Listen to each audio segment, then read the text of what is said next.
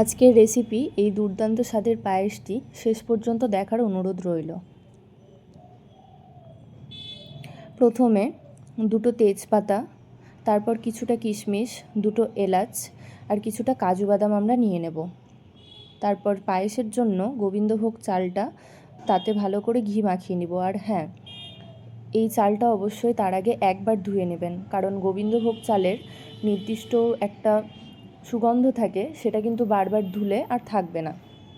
তারপর ভালো করে ঘি মাখানো হয়ে গেলে পরিমাণ মতো মিছরি নিয়ে নেব। আপনারা আপনাদের স্বাদ অনুযায়ী মিষ্টিটা অ্যাড করবেন। তারপর একটি ফ্রাইং প্যানে সামান্য ঘি দিয়ে সেই কাজু কিশমিশটা হালকা করে ভেজে নেব। হালকা করে ভাজা হয়ে গেলে সেটাকে তুলে রাখবো। সেই একই প্যানেই তারপর দিয়ে দেব 1 লিটার দুধ। এটা অবশ্যই মাথায় রাখবেন, 1 লিটার দুধের জন্য সবসময় ভালো কোয়ালিটির পায়েস তৈরি করতে গেলে 50 গ্রামই চালের প্রয়োজন হয়। আপনারা আপনাদের স্বাদ অনুযায়ী এরপর অ্যাড করবেন। তারপর সেই দুধটা ফুটে আসলে দিয়ে দিব দুটো তেজপাতা আর এলাচ। তারপর ভালো করে ফুটিয়ে নেব।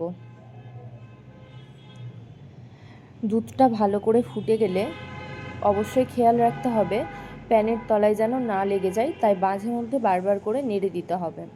তারপর একটি বাটিতে সেই গরম দুধটা তুলে নিয়ে তাতে সামান্য গুঁড়ো দুধ মিশিয়ে নিব।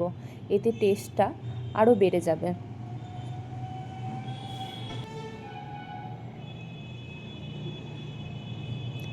এরপরে ভালো করে গুঁড়ো দুধটা দুধের সাথে মিশিয়ে নিয়ে আবার সেই দুধে দিয়ে দুধটাকে ফুটতে দেব। তারপর আস্তে আস্তে আমরা সেই চালটা মিক্স করব। চালটা দেওয়ার পরে চালটা সেদ্ধ হওয়া অবধি আমাদের ওয়েট করতে হবে।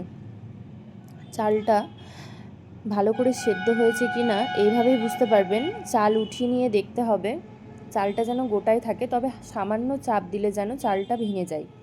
তারপর সেই কাজু কিশমিশ অ্যাড করে কিছুক্ষণ ফুটিয়ে নিয়েই আমাদের পায়েস কিন্তু রেডি হয়ে যাবে।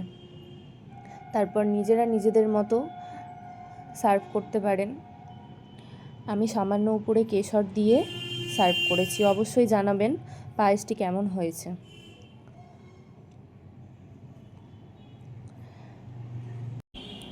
চালটা সেদ্ধ হওয়ার পরেই মিছরিটা অ্যাড করতে হবে।